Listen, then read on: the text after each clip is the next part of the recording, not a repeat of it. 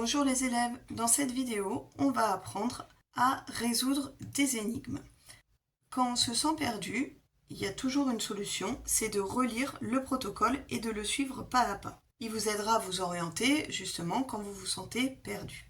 Première chose à faire, quand on a une énigme, je lis la consigne. La consigne, ça peut être un texte, un tableau, un graphique, des images, ça peut être plein de choses. Ici, j'ai pris un exemple simple, c'est un texte.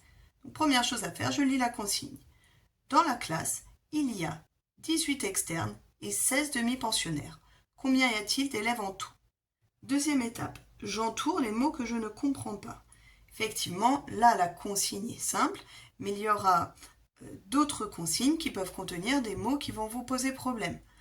Dans ce cas-là, quand vous êtes en autonomie, vous entourez ces mots. Comme ça, dès qu'on se retrouve, qu'on se met en commun, vous avez identifié les mots qui vous posaient problème et on peut tout de suite les expliciter.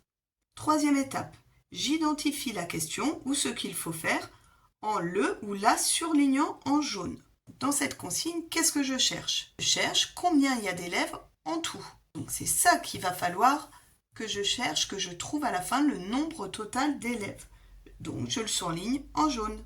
Ici, c'était relativement simple parce qu'il y a une question qu'on reconnaît avec le point d'interrogation. Dans certaines énigmes, il n'y aura pas de point d'interrogation. Quatrième étape, je surligne les indices en rose. Je veux connaître le nombre total d'élèves. Or, j'ai des indices ici. Je sais qu'il y a 18 externes et 16 demi-pensionnaires. Encore une fois, les élèves, attention, vérifiez que les indices vont nous être utiles pour répondre à la question.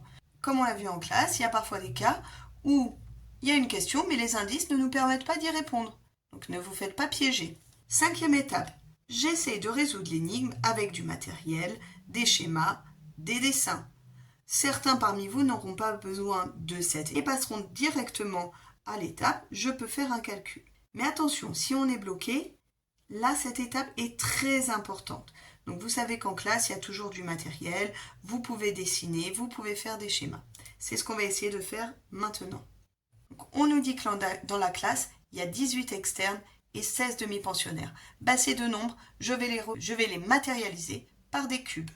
Donc les élèves, j'ai matérialisé les 18 externes là et les 16 demi-pensionnaires ici. Je relis la question. Moi, ce que je veux savoir, c'est le nombre d'élèves en tout, dans la totalité. Donc, qu'est-ce qu'il faut que je fasse? Il faut que je compte tous les cubes qu'il y a sur la table. Et là, je trouverai le résultat. Mais l'action de mettre tout ensemble, on peut le symboliser par le plus. C'est le plus qui signifie de mettre ensemble. 18 plus 16, je dis égal pour avoir le résultat. Et surtout, alors certains parmi vous auront envie de poser l'addition, c'est tout à fait possible, mais ce que je veux, c'est que vous vérifiez votre résultat à la calculatrice. Et vous obtenez 34. Effectivement, 10 et 10 et 8 là et 6 ici, ça fait bien 34. J'ai fait le calcul. Attention, je n'oublie pas la phrase réponse. Il y a 34 élèves en tout.